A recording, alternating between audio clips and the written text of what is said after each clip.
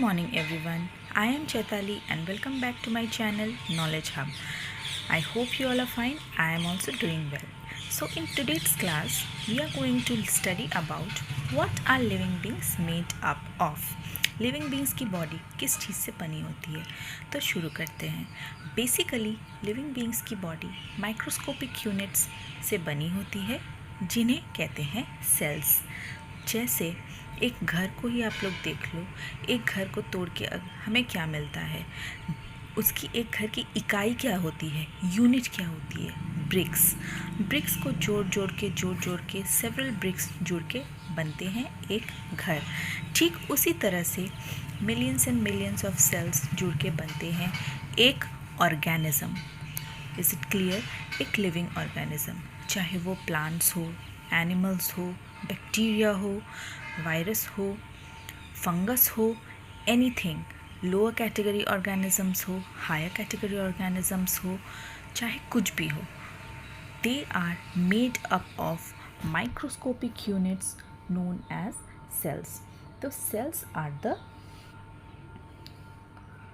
Microscopic units जिन्हें हम naked eyes से नहीं देख सकते, इन्हें हम नेकेड आईज से नहीं देख सकते. So to visualise these cells हमें किस चीज़ की ज़रूरत होती है?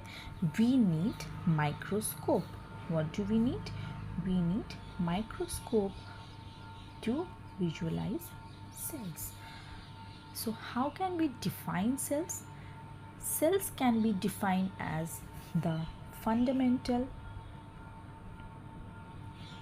structural and functional unit of life. It can be defined as the fundamental, structural and functional unit of life. अब इन्हें स्ट्रक्चरल यूनिट क्यों कहा गया है?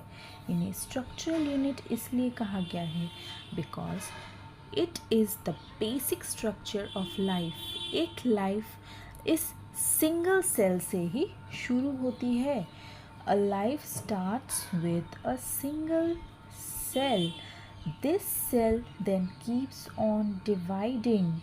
ये डिवाइड होती रहती है, ये अपने नंबर को मल्टीप्लाई करती है and it gives rise to a complete organism.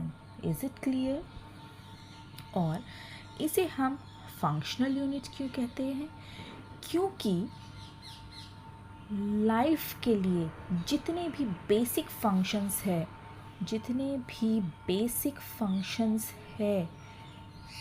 Can you guess the basic functions?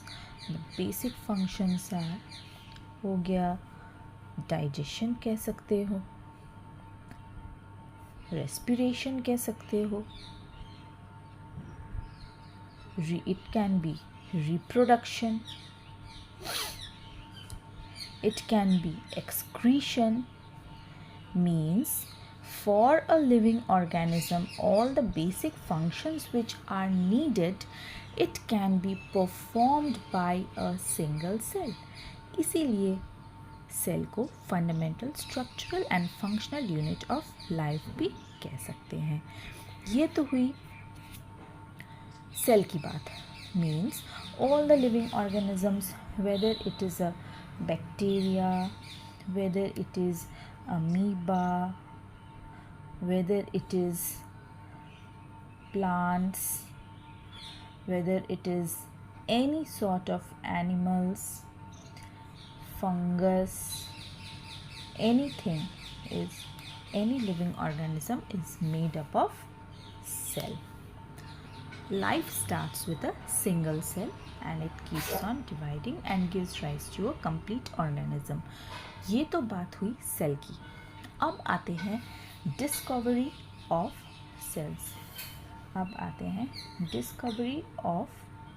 Sales. Sales की डिस्कवरी किसने की थी?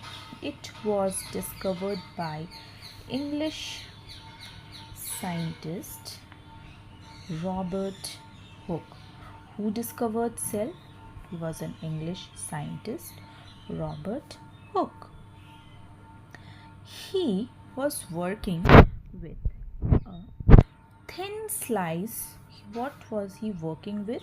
He was working with a thin slice of bark, a thin slice of cork, which he obtained from the bark of trees.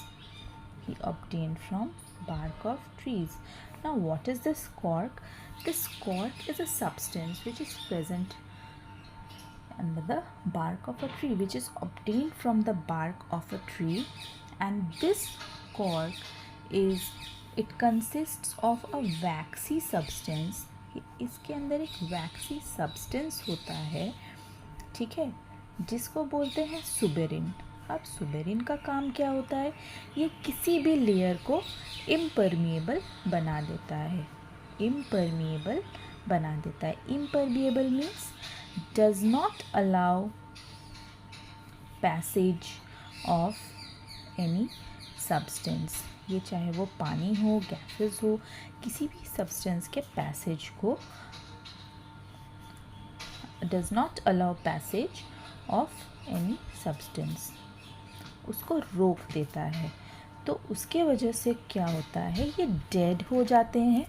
ये dead हो जाते हैं and they become hard. Their main function is protective function. वो अंदर के जो सबसे में जो कंपोनेंट्स है पार्क के, उनको प्रोटेक्ट करके रखते हैं. Is it clear? अब दिस वॉज, तो इसी स्लाइस को लेके, कॉर्क के स्लाइस को लेके रॉबर्ट हुक कुछ स्टडी कर रहे थे. अब स्टडी करते करते ही observe that slice under a microscope. He was using self made microscope that was known as a compound microscope. So when he observed this bark under his self-made microscope, he was using his microscope.